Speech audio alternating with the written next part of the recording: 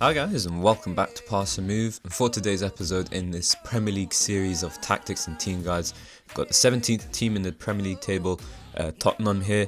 We've obviously covered anyone above here in alphabetical order, so don't worry if this is one of your teams. You can definitely check it out on the playlist itself. We'll have everyone. And of course, if one of your teams are here and you're looking forward to it, then don't worry, we'll cover it in due time next few days. Of course, just Watford, West Brom, West Ham left. So in terms of Tottenham, a very interesting team to take over. We'll talk more about that in just a second, but just to give you an idea of what the tactics and team guide is, it really is just in the title. We will be covering tactics, how to set your team up in the best way possible to try and get the best out of your squad. And to perform as high and end the season as high as possible, possibly even challenging for the title. And in terms of the team guide, we'll just be talking to you about your squad overall, maybe players that you should sell, maybe someone that you should keep and try and build your team around, just those type of things really. Nothing too specific like staff or any of that sort of business. It's just a very general team guide, otherwise we'd be here for hours. But obviously, we will skim through some of these tabs and just pass them some tips and advice. But yeah, Tottenham themselves are a very interesting club to manage, a London-based club, but of course, as you can tell here, they haven't won the Premier League in quite some time, and obviously they were sort of a mid-table team for a while, very inconsistent in their history. And some would argue that right now they're inconsistent as well. But yeah, last season managed to finish second. So the aim is to build on that. But in terms of what the board actually want, we'll have a quick look at that. They just want you to qualify for the Europa League. So it's kind of a low expectations, but your squad does have a few issues, and we'll talk about that later on. But you've got Champions League football this year, and they expect you to get into first knockout round straight away. So that is a bit of a high expectation, considering they just want you to get Europa League football. FA Cup is a final, and the League Cup is not important at all. But I would argue that either one of these cups are important, because if you do somehow very underperform in the league, then winning one of these cups would get you the Europa League qualification that your boards crave for some strange reason. But yeah, if you ask me, aim should be Champions League football. You should be able to aim for that and do it quite well, and possibly even challenge for the title. But we'll talk more about the squad in just a second. In terms of their history, though, just 2 Premier League titles, so it's another reason why you should take over Tottenham and try and turn them into a regular title-winning team, and obviously try and actually complete for some European silverware. You could definitely do with some adding in terms of the cup competitions. Last ones you've won have been quite some time, 2008 there for the League Cup, and for the FA Cup hasn't been since 1991. So you could definitely start to make yourself a club who challenges on a regular basis for any sort of trophy that's available. Europa League itself was 1984. I think this competition's kind of gone as it is, but anyways, that's kind of it. I feel like we've covered the club generally. There's Arsenal and Chelsea, who are your fierce rivals. You've got West Ham as well, apparently, just because they're local. And that's kind of it. I feel you've got some decent facilities, things you can definitely build on. And of course, you're moving into a 61,000 capacity new White Hart Lane in just a year's time. So you should be okay. State of the art for everything here. So facilities wise, you'll be one of the top clubs really. So I think we can finally get on. And one of the first things I like to do when taking over a club is actually obviously sort out the staff and all that sort of business. But we're going to work with what we've got here today and actually try and sort out my coaching staff in terms of judging of ability. So I just try and find who I can trust best with the judgment of ability, so I can try and see which players are good enough for my club and whatnot. I don't actually go and seek, certain staff members with those type of, judgment ability. I obviously, if I'm looking for a coach, I'll look for the main attributes I'm looking for first. Judgment ability comes second. Head of youth development and assistant manager is normally the one that you can try and aim for, and it looks like both of them are decent enough. But we'll go with John McDormand here. And judgment of ability of 17, potential of 16. He's the best to trust in the squad. Another thing is I like to do is actually have a look at the under 23s and under 18s squad, and just see if there's anyone over age initially. I've moved someone up. And then the second thing I like to do is actually sort them out by ability and see if there's any youngsters ready for first team football. So Marcus Edwards seems to be the best youth player at the moment in terms of ability, not potential. And he's only a Sky Bet League 1 football, so likelihood is anyone else here won't be ready for first team football. And what I mean by that is actually just, developed enough to be considered a Premier League talent, ready for the Premier League. And that way you can promote him to the first team. So just keep that in mind. But anyways, we can finally have a look at the squad. So very generally, we can just quickly look at the squad numbers. I like to have a squad of 22 players. You've got 24, which means you're 2 over, which is good to see. But the question is, are they all, good enough for your first team? And are they in the right numbers? So a squad of 22 means that, I just like to have 2 players per position. That's 2 starting 11s. First starting 11, obviously your actual first choice, which should be made up of 11 players who are leading star or world-class players, a backup 11 of youngsters who have potential to become leading star and world-class players, but of course who are ready for Premier League football as well. So that's kind of the balance that you should be aiming for.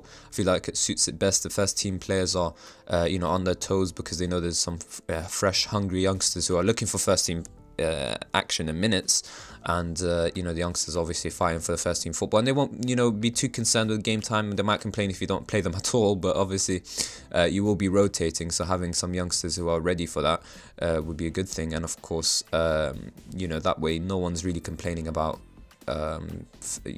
lack of football and whatnot. So if you had Hugo Lloris, for example, and then you had a backup goalkeeper of De Gea, for example, then that's just a big mess because one of them is going to complain for lack of football, and you risk upsetting the rest of your squad. But anyways, the next thing to do is actually, I normally go through the squad one by one and see who's good enough. But if we just have a quick look here at the best 11 players at the squad, it looks like you're actually ready, like a lot of the top football clubs in England, you're suited to a 4-2-3-1, so that's what we're going to be going for. And in terms of the tactics, you kind of have to go with what the board are suggesting. So I think I didn't do this for my previous episodes because I was just trying to get the best out of the squad, but it is an actual serious issue. At times, of course, if you're getting your results, they won't care too much. But yeah, they are looking for possession football and attacking football, so we have to keep that in mind when we're playing. So I've decided to go with the pass and move football. We'll talk more about that in just a second.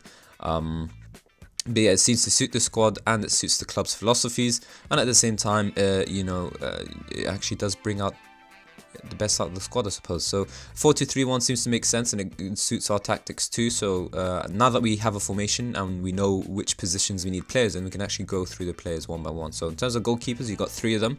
You only really need 2, so that means one of them has got to go, and by the looks of it, it is Paolo here who needs to be moved on. It's Sky Bet Championship player. You do well to sell him. Now you've got Michael Vorm, who's a decent player for most Premier League sides, and that means he'd be okay backup, but really you do want someone who's young and could overtake Lloris once he starts to drop off. Michael Vorm is never likely to be a first team player, and the truth is you won't ever play him unless Hugo Lloris is injured. So if you sell him off for 7.75 million and get that 40k wages off the budget, you can actually bring in a better youngster, a young goalkeeper who can compete with Lloris. But yeah, Lloris definitely a first team goalkeeper, star Premier League player, and without a doubt your main man. So in terms of right backs, you've got 3 of them: Kieran Trippier, Kyle Walker-Peters, who's also possibly a left back. But if you ask me, I'm not really a huge fan of the inverted fullback thing, so I'd say he's more of a right back. It seems like he's more comfortable there anyways. And you got also Sergio Aurier, the new signing. So in terms of who's the first team player for you, by the looks of it, is going to be Sergio Aurier. Now they're both 3-star players, but it looks like Aurier just about edges him.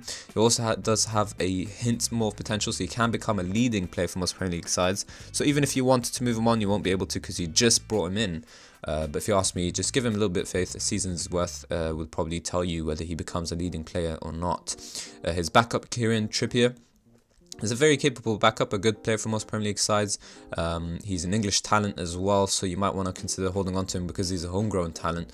He's comfortable with being a rotational club player. 40k wages is not a lot to ask for, and he's been at Tottenham for a while, so you could actually sell him off if you wanted to. It's very much an option for you. If you ask me, you can be absolutely ruthless and move him on, but I think just because you're keeping faith with Sergio Aurier, you might want to keep this these 2 right backs here, and trust Aurier for a season, see if he becomes a leading player, and that means you can keep Trippier as a backup possibly, and maybe Trippier's ability might adjust. I mean, it's unlikely at the age of 26, but just hold on to him for a season, see how things go. If he's not good enough, you can definitely just move him on and bring in a youngster. The only reason why I'm saying hold off for a season is because if Herrera doesn't become a leading player for most Premier League sides, a leading fullback, then that means you would need a leading fullback, and that would mean you need to sell, Trippier probably, because he is older. And it would be a little bit more difficult to get rid of Herrera, who's on 80k wages. He is valued more though, so you'd get more money for him. But yeah, attributes wise, if you ask me, I think it's actually Trippier. He edges it just about. Sergio here doesn't have any concentration, positioning or marking.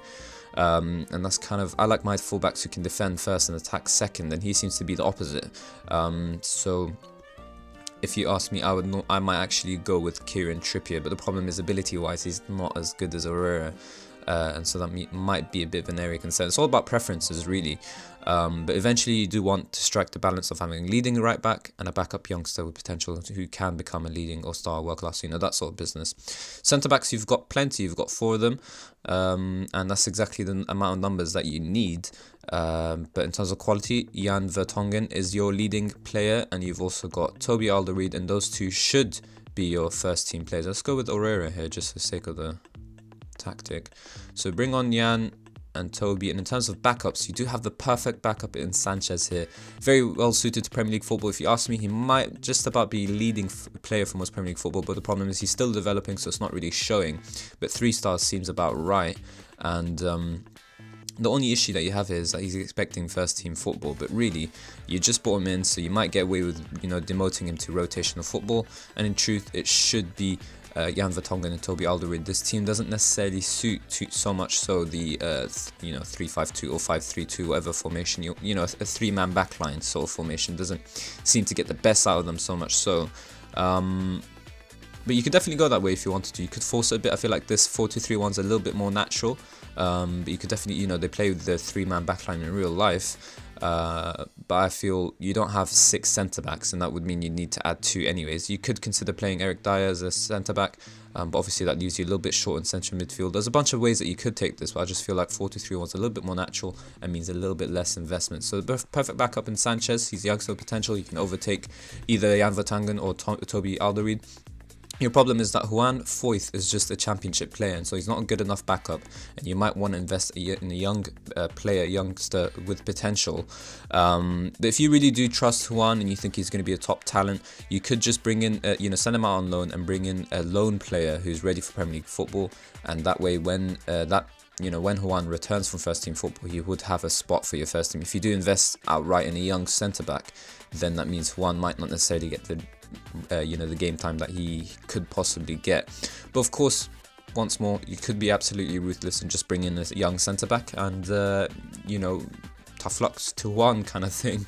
Left back, so you got the perfect numbers in Danny Rose and Ben Davies. Problem is Danny Rose is out for a while. Thank God it's just 3 to 4 months, so it won't be until the January transfer window. You could consider bringing in a loan player, but I reckon just hold out. You should be able to hold out with Ben Davies, and I feel like Sergio Herrera or even Kieran Trippier.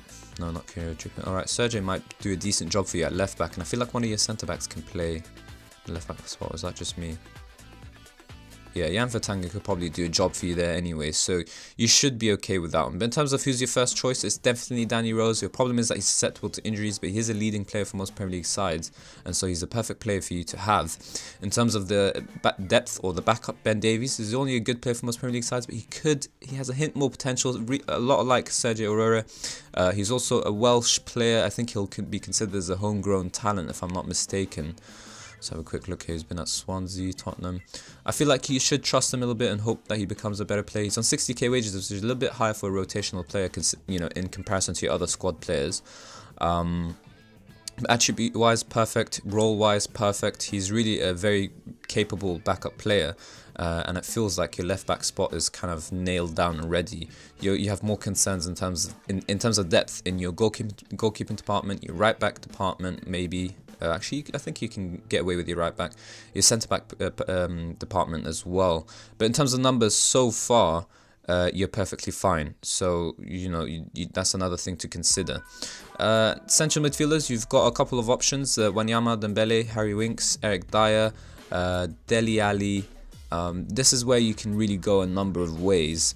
But if you ask me, I tried to squeeze in as many of the club's best players as possible. So in terms of talent, pure talent, you've got Dyer here, who should be your first team option player. I think Eriksen, Dele Alli, Son and Harry Kane, and that should make up your front four. You've got 5 players here, so there's the space for a 6th one, but unfortunately in terms of positions, some of these players don't suit it. But I feel like Eric Dyer, he's got a lot of potential as well still, so he can become a top player. Eriksen's already a top player. Same can be said about Ali with Dyer in terms of potential. Son's already another top player, leading player for most Premier League sides. Kane, top player and can improve. And so I feel like these are your best 5 players to squeeze into the same side. And so if we just consider that for a second, if we go with that scenario, then these are the likely positions to be playing them in, especially in the 4-2-3-1. So that leaves the right wing position open up, but we can talk about that in just a second. But in terms of numbers, it seems to make sense that you'd have Wanyama, Dembele, Winks. I feel, because none of these players can actually play in attacking midfield. Naturally, you could retrain Dembele there. Dyer and Ali, and those are your 5 central midfielders. Now, that's a bit of an issue because you have huge depth in this area. Wanyama, Dembele are both leading players for most Premier League sides. Winks is a youngster with potential. Dyer is a leading player as well, and Dele Alli is a leading player, or should be a leading player anyways in terms of his star rating, and he can still improve. So that kind of leaves like Harry Winks maybe should be loaned out for the season. That might make a bit more sense. But Eriksen doesn't seem to really have a backup player for his position, so you could consider retraining Dembele to be an a attacking midfielder, and he might be able to do the job for you there. His ability might drop a little bit because he's playing in a position he's not so much a natural in, but he's very accomplished in it, and he's comfortable with rotation option, 55k wages, and it might make sense to have him as a backup to Eriksen. At the same time, it means you keep Harry Winks, and that way you've got the perfect numbers in terms of midfield. You've got 6 of them, and that's exactly how many you need. In terms of wingers though, Sissoko and Eric Lamela are your right wingers. You've got George and Son Heung-min as your left wingers. The problem is Lamela is injured at the moment for a while, and he's just considered a good player for most Premier League sides. And his backup Sissoko is also a good player for most Premier League sides. So in terms of a first team player, you don't really have anyone there who could seriously do the job. Now Sissoko can be a central midfielder, a very accomplished one as well. You could possibly retrain him as a shadow striker too if you wanted to, shift things around. But at the moment, I feel like either one of Sissoko or Lamela will have to be moved on. And if you ask me, it is Sissoko who should be the player to go. 18.5 million, huge wages for a backup player. And you'd be better off without him. In truth, doesn't necessarily suit the tactic or anything of that, so you might want to consider Lamela. Lamela though is also not a good enough player, but in truth your balance, like we said, should be a leading right winger and then a backup winger with potential, and so, but you're gonna have to do that in a long-term sort of sense. You might want to move on to Sissoko first, bring in a leading right winger, make him the first choice option, Lamela as a backup, and he's happy with that rotational option as well.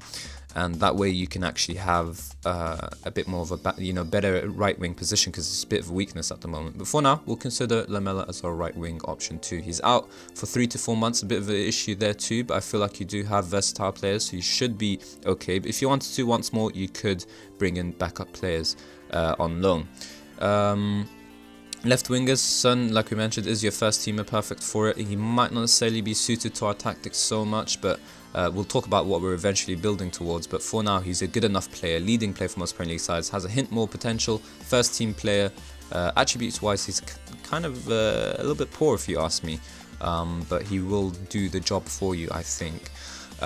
George here though, backup player, is just a championship player, so you do want to send him out on loan instead and bring in a better backup youngster with potential to Son, and that will bring you better balance to your squad as well. Son's injured right now, so you're likely to be playing George there, and that would leave you with not so much of a good option. You could possibly play Lamela on the left instead and play Sissoko on the right. But of course, Lamela is injured as well, so that's a bit of an issue too. So it just seems to make most sense to send George out on loan and bring in a youngster with potential who can compete with Son here. Llorente is a bit of a strange buy for Tottenham, 32 years of age. Target man, good player for most Premier League sides. 75k wages for a rotational option seems a little bit high considering some other players' wages. But as a target man, he's a complete player and can seriously help your team. In truth, you're not going to be able to move him on because you just bought him, so you're going to have to deal with him for a season. But if you ask me, move him on in the next season as soon as possible. Not only does he not suit your tactics, but at the same time, he's 32 years of age, on high wages, and you could definitely do better off than him. Harry Kane is your star man, 100k wages, key player, and definitely your go-to striker. He's also young though, so you know when you do bring in a youngster with potential instead of Llorente, you're going to have two young strikers competing for the same spot. It's not an issue, but it may become one if one of them starts to complain about game time. You know, if for example, let's say Llorente is the backup youngster potential, so if he does start to fulfill his potential, and Kane's obviously, you know, already an amazing striker, then that means Llorente might start to complain that, you know, he's a really good player, but he's still considered a rotation option, and you know, can't really knock off Kane, for example. Or you might find that Llorente overtakes Kane, you never know. But yeah, it's just something to keep in mind. But it's definitely the better balance because Llorente doesn't suit your tactics and he's not good enough for your squad. So that's kind of it. So that's at least your first team players are there.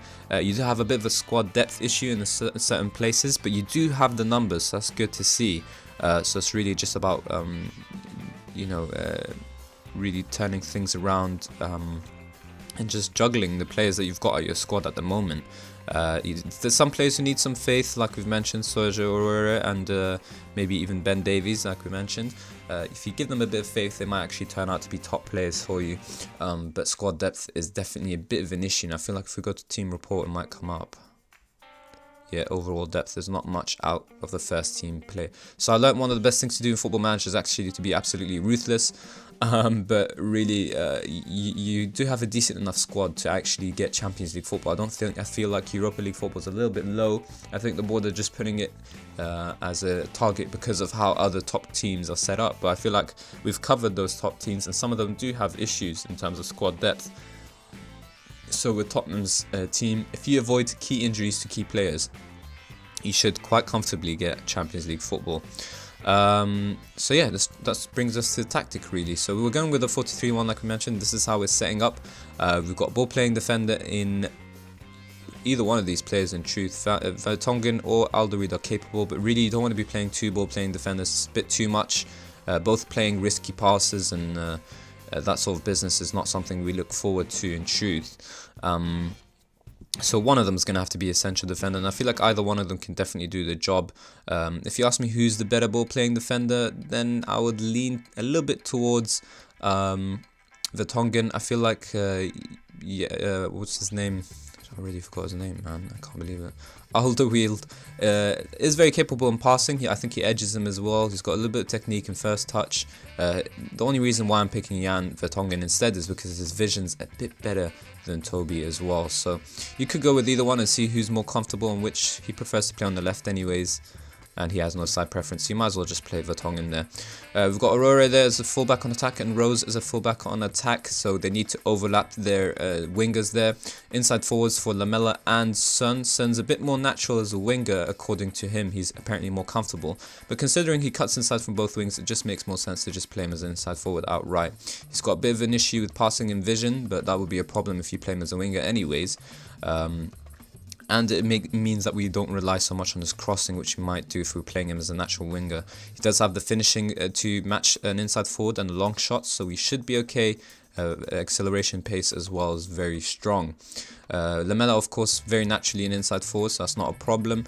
And he's left-footed as well, so that suits us too. Attributes-wise, perfect, and that's good for us. Dyer is a ball-winning midfielder. He's very comfortable as it. I think he prefers to play us on a support role, but we'll be playing him as a defend role. He's going to be our holding midfielder. Ball-winning midfielder is not the best holding midfielder, but he will definitely do the job for you. And you've also got Dele Alli there as a roaming playmaker. He's best as a Mesler, but we needed him as a roaming playmaker instead. We need someone who roams, and obviously a roaming playmaker does that, or a box-to-box midfielder out of the the central midfield roles, but I feel like a roaming playmaker is much more suited to Dele Alli, who has the vision and the playmaking ability to do that role. Eriksen as a shadow striker, you can possibly play him as an attacking midfielder on attack, but I feel like the tactics that we're working with, a shadow striker offers much better options. His issue is that aggression is a little bit poor. This is where you have a bit of a decision to make, or you can make really. You could retrain Eriksen as a roaming playmaker. That might help him in the long term. He's still young, of course, but when he does get older, he will maybe need to be retrained into the central midfield position anyways. The problem is he's got poor positioning, so it depends. Do you want poor positioning or do you want poor aggression? But this role definitely does, he could definitely do it. His strength might need some work, but otherwise he's a good enough player to be retrained. And the only reason why I'm saying that is because Ali is a very natural shadow striker. So if you push him forward, he loves the role and his attributes are perfect for it too. And comes deep to get the ball, arrives late in the opponent's area, runs with the ball often, all suits the shadow striker. Maybe not comes deep because we need him to go past the striker. So again, it's all about personal preferences. You could possibly keep Eriksen as a shadow striker. Attacking midfielder might be a little bit more comfortable with, according to these little circles here. But I just feel like the shadow striker role works a bit more, and we'll talk about that why. But Kane as a complete forward on support, we don't need him as an advanced forward. He can do the job, and it's probably his best role. But complete forward on support, he's got the attributes for it too. Nothing below 12 here really, so he's a top complete forward. And the more, he's not uncomfortable with it, and the more you play him, the better he'll get as well, and it's just what we need him. So, tactic we're playing with, like we mentioned, it has to be an attacking tactic, and it has to be a possession tactic at the same time. And so we've gone with a pass moves type of football, and that means playing on mentalities of either control or attacking. We've gone with control because we don't want to be countered, but you can play attacking if you need to go on and win. Structured team shape, because I like each individual role, each individual player to to play the role that they're actually assigned to. I'm a manager who doesn't like too many team instructions, so we've just gone with offside trap, use title marking, and play shorter passes. And that seems to just work better with the team shape of structure. That gives us better solidity, but at the same time, when you play a fluid team shape, you can literally see your team attacking and defending together. Which means they do everything together basically. So having more team instructions would make more sense because they're following the team instructions more than they are following the role, if that makes sense. Everyone's got their own interpretation about team shape, but I feel like that's just my understanding of it, and it seems to make the most sense since I don't play too many team instructions. Now, the type of players that we're looking for are creative players, players who play risky passes, ball playing players, and that's why we've gone with a ball playing defender as well. It suits our player and the tactic. We're looking for players who have good movement across the board, so roaming, but also players who are cut inside, for example, sort of horizontal dribbling is what we're looking for. Just players who are creative overall. So that's why the complete forward comes in. He roams from position, he can risky passes. I feel like the trequartista does it, but we don't want someone who's holding off from attacking, from closing down, because we're playing tighter marking and all that. And I don't think any other role really roams in the same sense, so complete forward on support suits us best. In terms of what you should eventually build, we've already sorted out a tactic for you, and we'll show you in just a second, but you're very close to the perfect tactic for a pass and move type of football. But for now, this should do the job for you. But what you eventually want to move towards is this. So the only real difference is the advanced playmakers out here. And the reason is, of course, that they're a bit more creative than the inside forward. They still cut inside, so they give you that horizontal movement. They play risky passes. They're more creative. They don't cross so much, so it's not an issue for us. They do shoot less often, which might help with possession a bit more. And I feel like that might just suit your team a little bit better in terms of having more creative players. And more ball playing players, of course, which helps with the pass and move type of football. In terms of roaming, I don't think you necessarily have anyone out wide. Trequartista is still an issue for us, like we mentioned. We don't need a wide target man. The Rodomontor might suit your team a bit better, but the problem is they're not necessarily too creative. And of course, we're looking for overlapping sort of partnerships across the pitch. So, it suits the pass and move type of football a bit more. So if you've got advanced playmaker, the overlap is from the fullback, and you've got complete forward on support, and the overlap is from the shadow striker. So that just suits the pass and move type of football. It's not really, a direct type of partnership, which might suit a different type of style of play. So this is just what you need to eventually move forward. So like we mentioned, the right wing spot might be a bit of an area for you, a bit of an issue for you in terms of that area. So if you do invest in an advanced playmaker, for example, that might sort you out. Son Heung-min is definitely not ready to be an advanced playmaker, but if you do eventually move him on or replace him with, it's just a long-term sort of goal is to aim for this, which should suit your team a bit more. But Dyer as a ball-winning midfielder doesn't necessarily suit the tactic too much, in the sense that he doesn't dribble, he doesn't play risky passes, but he is the one player who does close down much more and tackles hard, and that's exactly what we need. We need at least one of those players doing it, and he's the only one who does that in your tactic, even in the first tactic that we showed you. He might not necessarily suit the rest of the tactic, but he does the one job that no one else does, and we need him to hold, and he's the only suitable holding midfielder in truth. But yeah, no real difference in terms of it. I think the other difference as well is having a sweeper keeper. I feel like that works best with an offside trap. If we are playing one, then it makes sense to have a sweeper keeper. Really, in terms of duties, you could go with any of these. Risky passes and dribbling more, you can trust your player, but it doesn't necessarily suit our overall tactics. So it's just down to preferences. If you happen to have a sweeper keeper who can play on attack, then I would maybe suggest it a little bit, because he would be better on the ball as well. But sweeper keeper on defend would do just as good as a job, really, and might not leave you too exposed. That's kind of it. So as you can see, just a very small difference in terms of the actual what you're building towards. So you've got a very solid team. You could do some serious damage with Tottenham, and you can maybe even help them win the first Premier League title this season. With just some smart things. So we're just going to cover some of the things really quickly here, since we finished the tactics and the team guide. Staff you could definitely improve with. You're not necessarily, good in any real department. You seem to have sort of average staff all across the board, and your scouting team definitely needs some work in particular. Physios as well. Training, I just like to have it on balanced and high intensity level during preseason, and I just drop it to average when the season starts. Main focus for match preparation is always match tactics, and then when the season starts, I just go with whatever my scout tells me. Schedule, you've got a decent set of friendlies here, but you might want to improve next season going abroad and whatnot. You do have the finances for it, and it should help with merchandise as well. In terms of your actual opening fixtures, you do have a heavy set here. Everton, Arsenal, Liverpool will definitely be challenging, and Leicester are no easy team to beat. And of course, you've got the Champions League starting as well, and Swansea, Newcastle, Southampton, Watford might be a bit easier set of results after those first four, but then you do face Chelsea. Competitions, we already talked about the expectations. Scouting has been revamped this year for FM18. In general, you're a top team, so you should have world for both your senior and youth packages. You do have the money for it as well, so that would be advised. In terms of transfer budgets, we'll talk about that more in just a second, but scouting budget, I like to have it, just increase it a little bit more as well. But finances wise, you've got no transfers ins or outs. Board, so like we mentioned, I like to have the transfer budget whenever I'm sorting out, have it in the middle, leaning towards transfer budget. So you do have 65 million to spend, but really, if you ask me, you have more like 51 million, and that helps with the wage budget as well, in case you wanted to renew any of your current players' contracts. And yeah, it looks like you're missing some staff, especially coaching staff, so you could definitely help with that. Danny Levy is just enjoying his role, so you might want to see Tottenham sold to someone else in the future, but at the moment, of course, he's happy to be with Tottenham. 50 million to spend, but in terms of finances, you've got 250 million, so that's good. You've got plenty of money.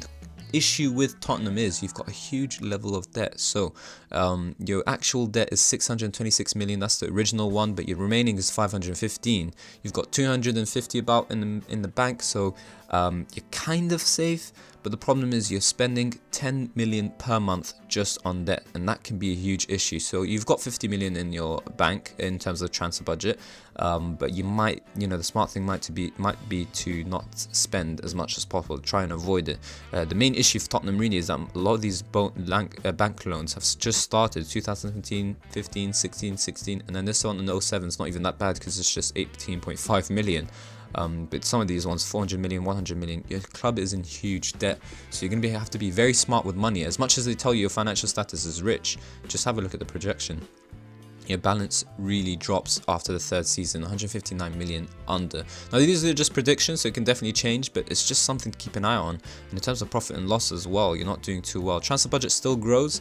You got about 50 million each season. That seems a bit realistic, so you will have to be a bit smart with money, and this is why it makes Tottenham an interesting team to take over. You've got a huge bunch of talent. You can definitely go for challenging for the title, if not, just Champions League football.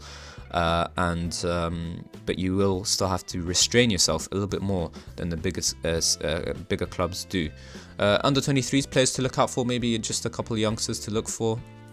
So I've got the under 18s included as well. Really, it just looks like Cameron Carter-Vickers is your one player to look out for. You could have keep an eye on Onoma, Rio Griffiths and Kazaya Sterling as well. Also Marcus Edwards possibly. But in terms of Cameron, he's a perfect player to sort onto your team eventually. Central defender will suit your side. Joshua Onoma is a Mesler, which might not suit your tactic eventually, but possibly he could become a shadow striker for you. Or you could retrain him, of course, to play the roaming playmaker role as well. So you got a few players to keep an eye on. Some of these might exceed their expectations in terms of potential, and some of them might fall, far below that. And you could say the same about these players. So don't necessarily just give these players a focus. It's just the ones that you should keep your eye out on. So I feel like that's covered everything. So if you did enjoy today's episode, of course, please do hit the like button and subscribe for more Daily Football Manager 2018 content. And as always, guys, thank you all very much for watching.